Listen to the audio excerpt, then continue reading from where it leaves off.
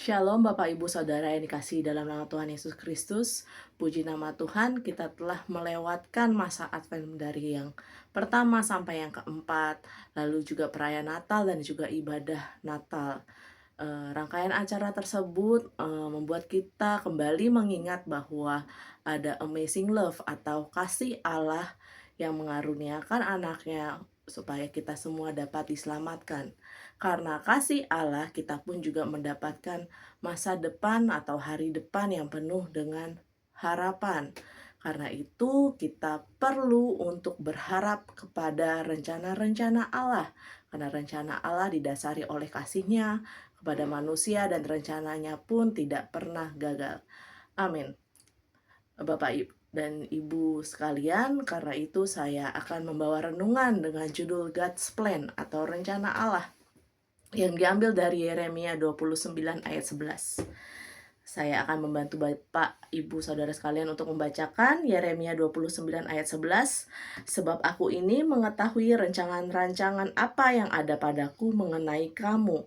Demikian firman Tuhan, yaitu rancangan damai sejahtera dan bukan rancangan kecelakaan, untuk memberikan kepadamu hari depan yang penuh harapan. Bapak, Ibu, Saudara sekalian, dalam ayat ini terdapat frasa, sebab aku ini mengetahui rancangan-rancangan apa yang ada padaku.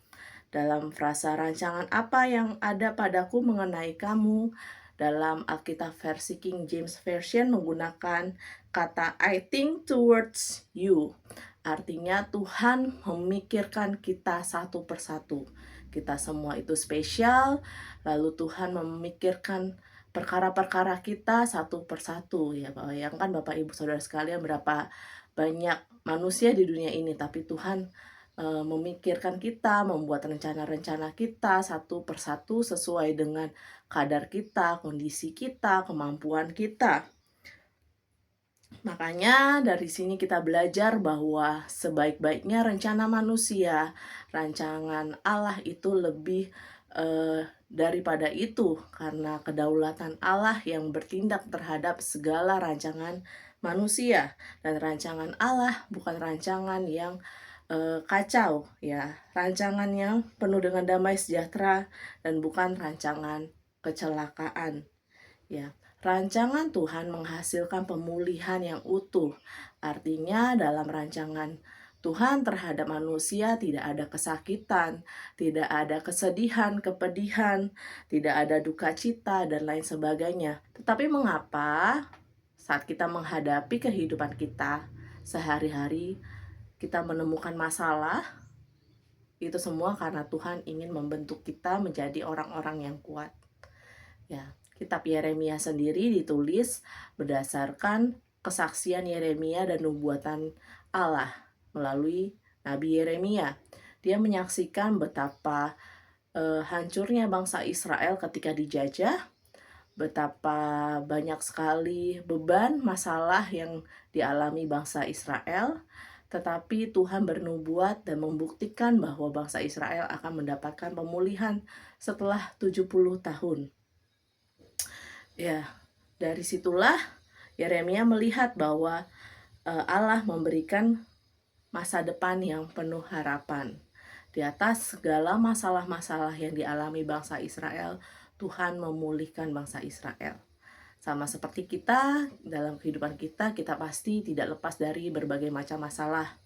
Karena itu Bapak Ibu Saudara sekalian, kasih Allah memberikan kepada kita masa depan yang penuh dengan harapan. Jangan pernah berhenti berharap pada Tuhan. Yakinlah bahwa setiap kesulitan yang kita alami di masa yang akan datang membawa kebahagiaan, pemulihan yang daripada Tuhan. Tuhan Yesus memberkati. Tuhan Yesus, terima kasih ya Tuhan, karena kasih karunia-Mu Engkau telah turun ke dunia menjadi sama seperti manusia Tuhan, untuk menyelamatkan kami semua. Kami juga bersyukur karena kelahiran-Mu di dunia juga membawa harapan yang baru Tuhan. Kami bersyukur Tuhan, pada masa-masa ini kami akan menyambut tahun yang baru.